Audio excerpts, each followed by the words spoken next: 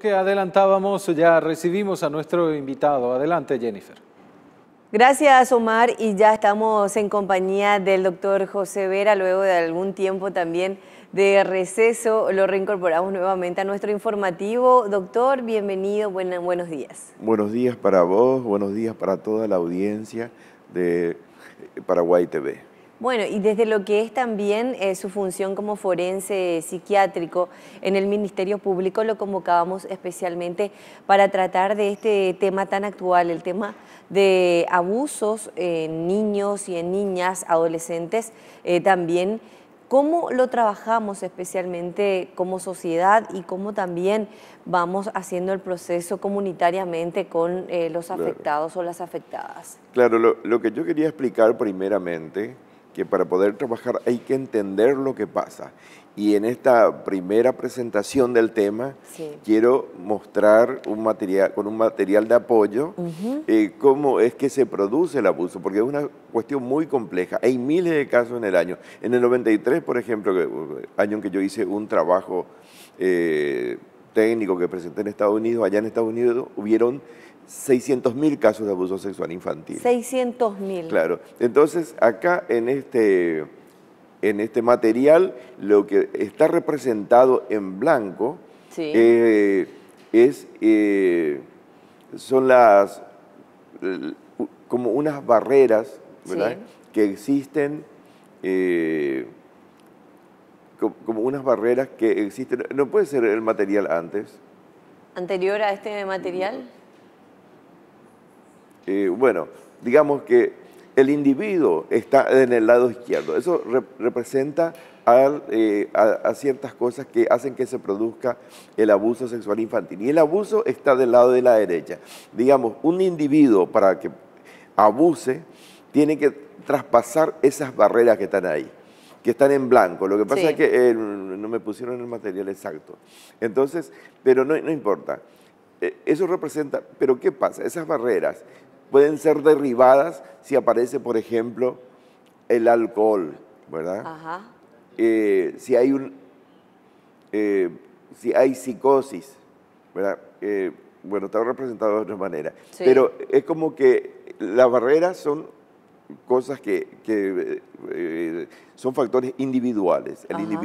Y el individuo tiene que, en primer lugar, traspasar sus propias defensas. Por ejemplo, en primer lugar, puede ser, ahí está, ¿vieron? Entonces, del lado de la izquierda está la persona que tiene que atravesar esas barreras.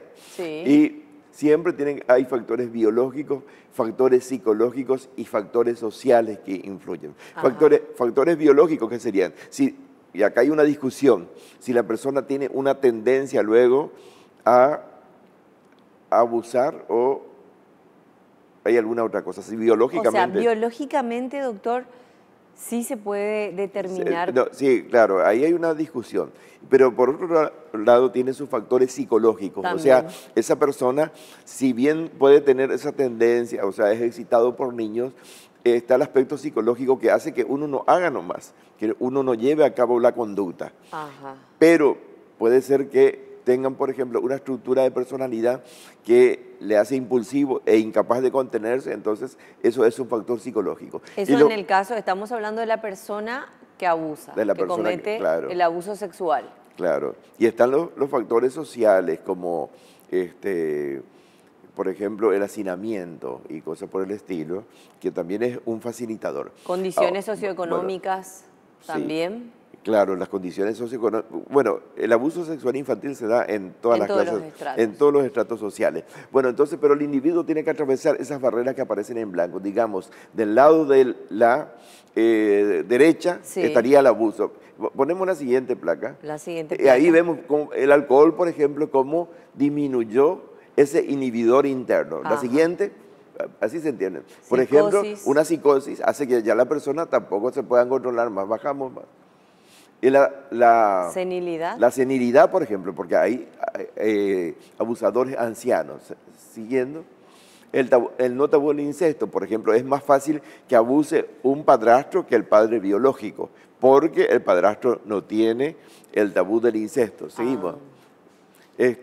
Por ejemplo, un trastorno de los impulsos. Y la siguiente, Entonces, con lo anterior vimos cómo las barreras se van derribando. Y ahí, para no hacer tan largo, Sí. vemos como, por ejemplo, hay inhibidores externos después. En el primero son los propios inhibidores de la persona, que por ejemplo con el alcoholismo se desinhibe. Ajá. Y después tenemos los inhibidores externos. O sea, los elementos o los factores que contribuyen también al Claro, abuso. claro, exactamente. Por ejemplo, la madre, si está presente, es un factor protector. Pero, ¿qué Exacto. pasa si la madre está ausente? Otra historia, generalmente se ve una historia de madre abusada. Por Ese eso hay que punto tener, es importante, claro, doctor. hay que tener mucho cuidado al evaluar. A la hora de juzgar. Claro, a la hora de juzgar, porque podemos estar con una historia de una madre que luego en su familia fue abusada y que ya viene de otra familia abusadora. Entonces es una cadena y de repente en un momento que descubrimos, bueno, a esa le castigamos, pero hay una historia, lo mismo que del Claro. padre abusador. ¿Seguimos? Ahora, doctor, incluso hay casos de madres que estaban también siendo abusadas por el mismo violentador de su Claro, hija. lo que pasa es que en esos casos la estructura de la familia cambia. Por ejemplo, se puede decir a veces, no, la niña luego consentía, claro, pero la niña no puede consentir, es porque es transformada. Entonces, una niña, por ejemplo, de 10 años, empieza a ocupar el lugar de la mujer adulta. Y es la preferida, y es la que hace todo, y es como la mamá de la casa. Es una estructura así que se se suele va dar, dando que en el proceso. Se va dando. ¿Se puede ver un Seguimos poco? mirando, doctor. Vamos a seguir entonces Claro, con el apoyo bastante claro. instructivo. Madre abusada, ahí nos quedamos. Claro, entonces, por ejemplo, el hacinamiento es un inhibidor también, porque generalmente si uno está separado, o vive en cuartos separados, es una barrera que impide, ¿verdad? El aislamiento familiar. Se da a veces que familias abusadoras, por ejemplo, viven lejos, no quieren luego que se metan otras personas en sus cosas. Entonces hay toda una estructura intrafamiliar abusadora. La falta de supervisión ¿de quién? De la sociedad, porque la sociedad de alguna manera controla. Entonces sabe que en tal parte se está abusando.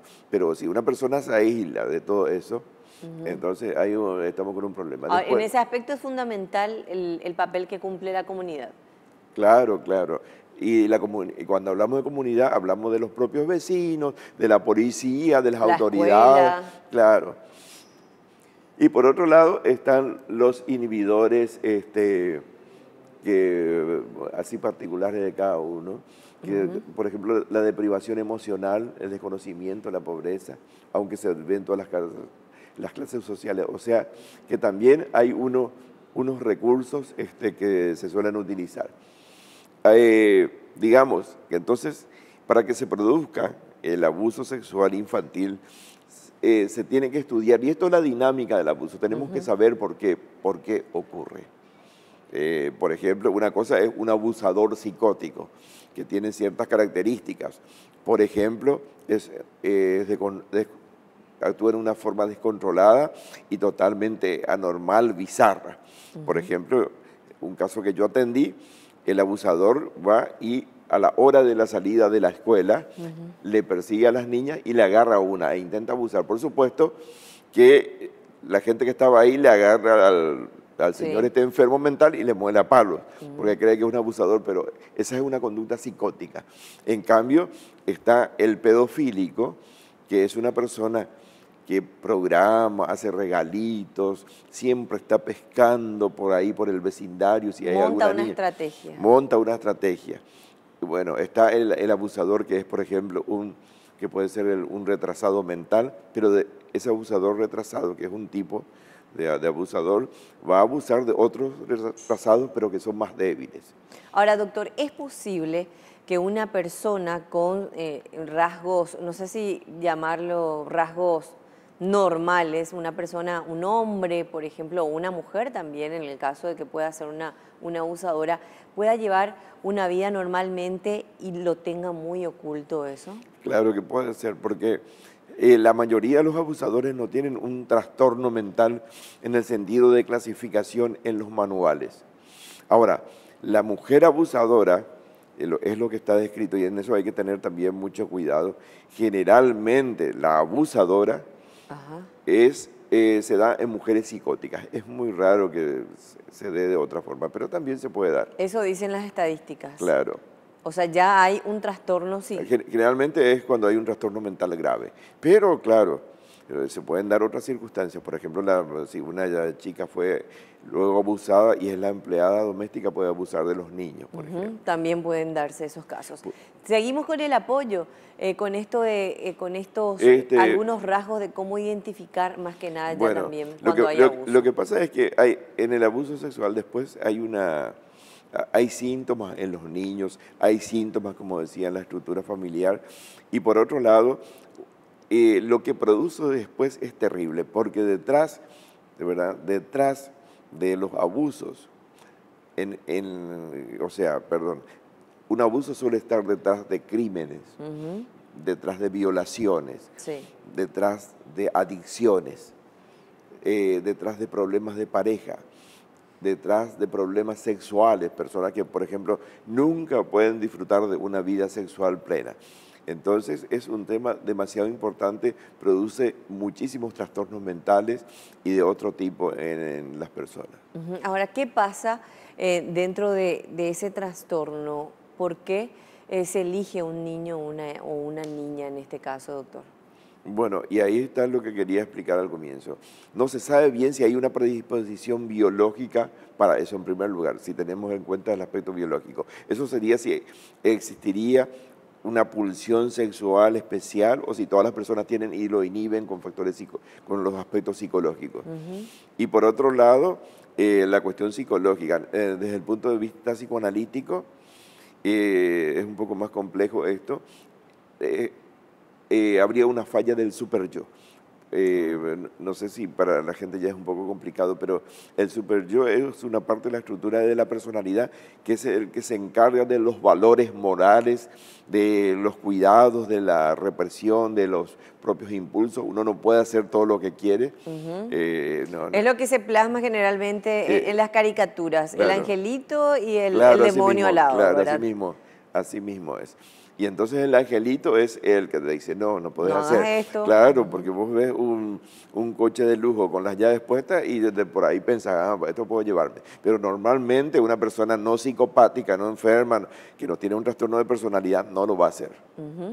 Ahora, algunos rasgos que tienen que llamarnos la atención para identificar que hubo abuso, doctor. Bueno, generalmente donde se ve es en los niños. Por ejemplo, una persona que habla de mucho de sexualidad, que está muy sexualizada, que intenta tener relaciones, pero no es relaciones exactamente, sino que relacionarse como sexualmente con sus compañeros, un niño, por ejemplo. Hay otras cosas, generalmente cuando sufre, le suele contar a la maestra. El niño puede, como se siente victimizado y se siente mal en muchos casos, se trata de niños que llegan temprano a la escuela y tratan de irse más tarde, después bajo rendimiento escolar. Ese tipo de cosas son los rasgos fundamentales en los niños. No es que siempre se expresan con ansiedad y con depresión, como por ahí de repente es lo que se busca en una investigación, sino que hay que buscar esos otros rasgos. Y muchas veces, por ejemplo, los abusos sexuales se descubren en la escuela. La maestra es la que detecta. Porque, por supuesto, muchas veces el abusador oculta, desde luego. Y por otro lado, dentro de la estructura familiar puede ser que la madre también oculta, pero no es tan un cómplice directo. Eso es lo que han dicho muchos investigadores, sino que también es, como dijiste anteriormente, es una víctima y no tiene más remedio que acceder. Y además, si tiene una historia luego de abuso sexual, es como que le falla la personalidad para actuar como protectora eficiente. ¿Qué cambios, por ejemplo, se pueden notar en el niño o la niña cuando está siendo víctima de abuso? Bueno, aparte de lo que citamos también en la escuela, dentro de la casa, por ejemplo, ¿podría somatizarse como falta de sueño, falta de alimentación? Y lo que pasa es que depende un poco de la edad también. Por eso decía que si estos rasgos de un niño muy pequeño, pero que quiere tener juegos sexuales, entonces probablemente haya sido abusado, porque el niño o la niña de por sí, hasta cierta edad, no van a tener conciencia de que eso está mal. de que es un problema moral o que es un delito, lo que sea. Claro. Entonces, por ahí le educaron así y cree que está bien, acepta hasta que en un momento se va a dar cuenta. De todas maneras, con el correr del tiempo le va a afectar sí o sí. Bueno, y de eso vamos a hablar en la próxima entrevista, ¿Verdad? doctor. Ya te invitamos para que sigamos con este tema, ya lo tomamos también como un tema a profundizar aquí en Paraguay TV. Por un lado, qué hacer, cómo se hace el tratamiento de la víctima, y por otro lado también de qué forma afecta, cuáles son las consecuencias directas ya para ese niño que posteriormente va a llegar a la adultez con algunos trastornos. Nos quedamos Claro. por acá, doctor. Bueno. Gracias por perfecto. acompañarnos, un gusto tenerte nuevamente aquí en Paraguay Noticias. Bueno, muchas gracias. Un cariño grande para toda la teleaudiencia. Que tengas buen resto de jornada. Sí, estuvo con nosotros el doctor José Vera, psiquiatra forense, que viene cumpliendo funciones dentro del Ministerio Público, contribuyendo también a las reflexiones sobre este tema aquí en Paraguay TV. Nosotros hacemos una pausa, en instantes seguimos informando en Paraguay Noticias.